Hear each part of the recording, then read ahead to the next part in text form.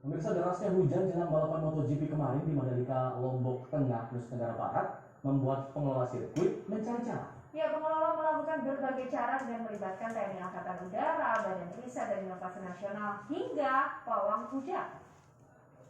Hah? Apa itu? Masyarakat dihebohkan dengan aksi pawang hujan di sirkuit Mandalika. Yang benar saja. Baru kali ini aku lihat perhelatan besar sekelas internasional dengan kearifan lokal Indonesia. Kalian mengerti kan maksudku? Iya, itu loh, pawang hujan.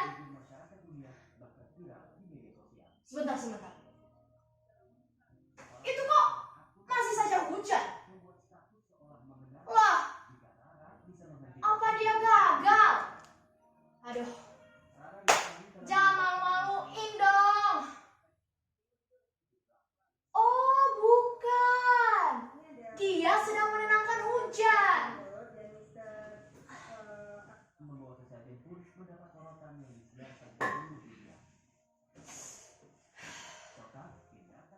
Apa kalian pernah melihat pawang hujan beraksi? Atau mendengar bagaimana mereka melakukan banyak cara menghalau wanita? Kabarnya, bahkan ada yang tidak boleh mandi atau harus melemparkan celana dalam ke atas genting agar hujan tidak turun. Bawang merah, cabai bisa jadi perantara kalau ditusukkan ke tusuk sate dan ditancapkan ke tanah atau media lain. Oh, aku yakin pawang hujan ini viral pasti gara-gara netizen.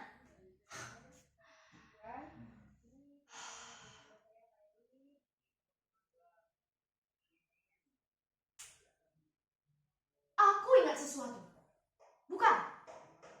Bukan soal menghentikan hujan, tapi sebaliknya. Suatu kali, di perkampungan nenekku, kemarau betah sekali menyambangi. Penduduk di sana sudah mulai gelisah dengan cuaca panas, persediaan makanan yang semakin menipis, dan sawah ladang yang mengalami kekeringan. Nenek bilang, biasanya ada upacara yang dilakukan apabila keadaan terus menggelisahkan seperti itu.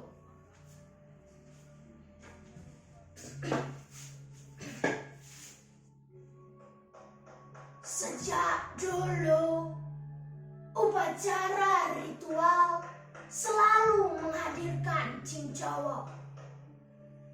Harus ada boneka itu yang jadi perantara memanggil hujan. Itu dimulai oleh Rantasi, leluhur di desa ini. Rantasi yang gagal mengajak masyarakat mencari mata air, akhirnya menemukan cara agar masyarakat mau berkumpul dan melakukan ritual sesuai seperti yang ia dapatkan. Lewat tirakat, tidak makan dan tidak minum selama 3 hari.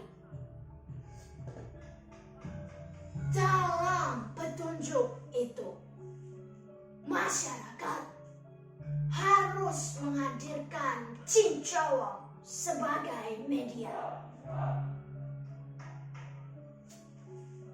Ya, aku ingat lagi.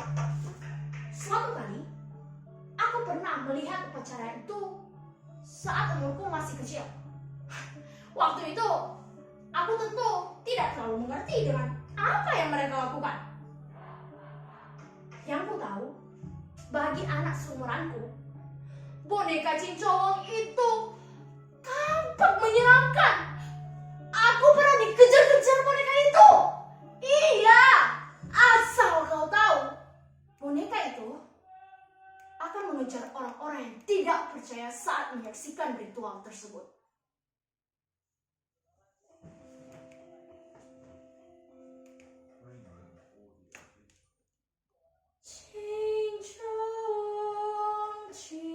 Cincong, bila bunga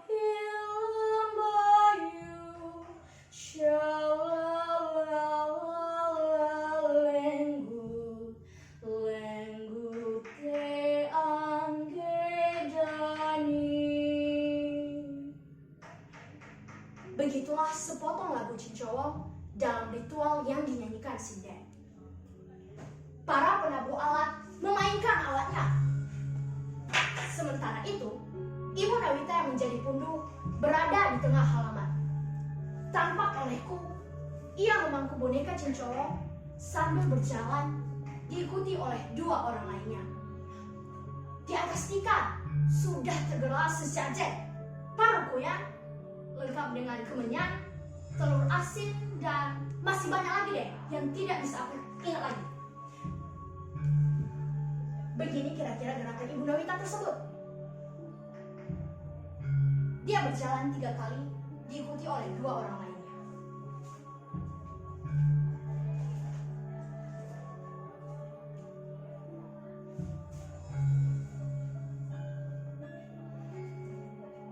Boneka Cincowong dihadapkan ke cermin dan disisir biar rapi rambutnya.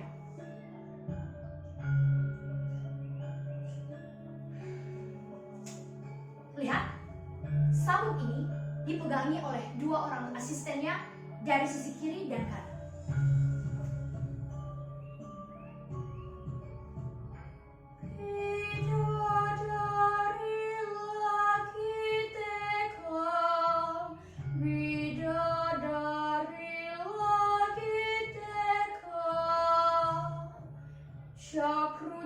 Ranti kami junjang kami loko ajulo julo temu bumi ring mandi loko. Lagu selesai dikumandangkan sinden, boneka Cincowong bergerak-gerak. Semakin lama, semakin tidak beraturan.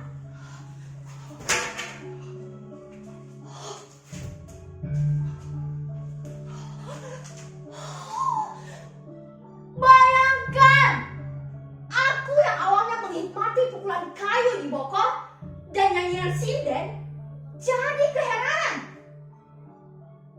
Konon katanya, saat itu roh leluhur sedang memasuki boneka Cincowong.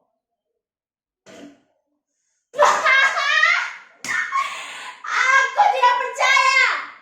Bagaimana caranya bisa masuk begitu?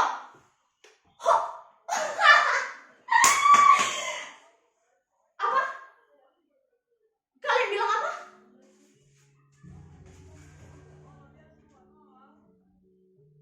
Tidak. Kalian jangan bilang aku tidak menghargai adat. Waktu itu aku masih kecil, tidak tahu hal-hal yang begitu. Ya namanya juga anak kecil toh, tidak masuk akal buatku waktu itu. Sekarang, gimana sekarang? Penasaran ya? Kepo! Waktu itu, aku berbisik kepada kakakku. Upacara ini aneh dan tidak masuk akal. Lalu aku disangkut kami. Cincowong, cincowong, hulu cantik, awak bubu. Cincowong, cincowong, kepala cantik, badan bubu.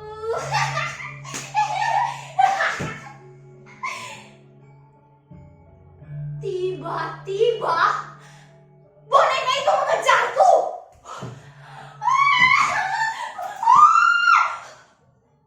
Lihatlah, lihat, dia menyeringai. Matanya seperti hidup. Oh ya Tuhan, kupikir Cincowong tidak akan bereaksi seperti itu.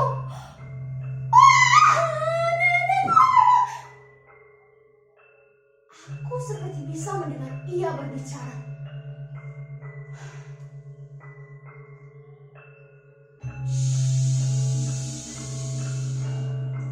Kamu bocah, berani-beraninya mengolok-ngolok aku.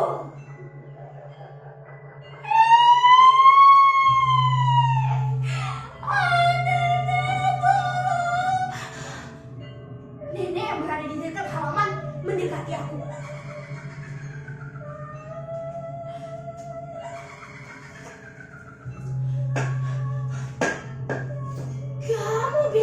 Apa tadi?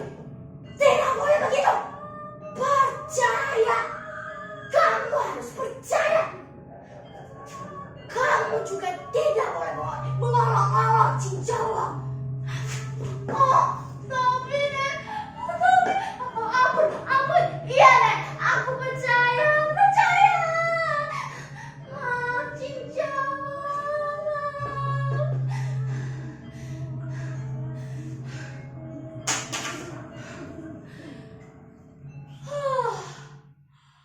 Untung saat itu aku segera ditolong.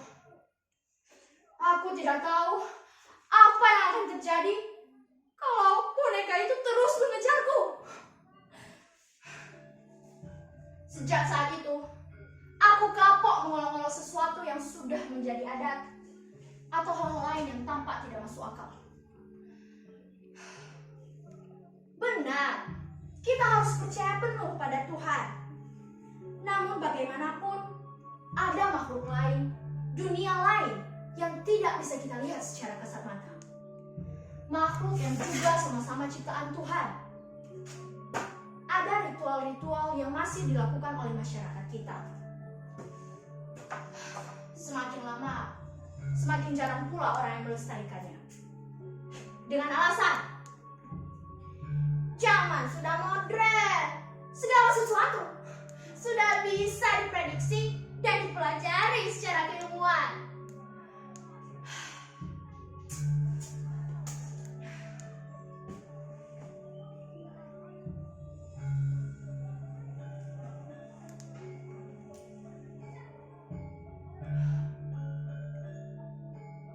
Ada satu lagi rahasia yang baru kuketahui beberapa hari yang lalu sebelum nenek meninggal. Ternyata nenek juga merupakan keturunan Rantasi. Dan menjadi punduh pernah dilakukan nenek sebelum digantikan oleh Ibu Nawita yang dirasa lebih kuat kebatinannya. Menurut bisikan batin nenek, tahun depan aku yang akan menggantikan Ibu Nawita menjadi punduh.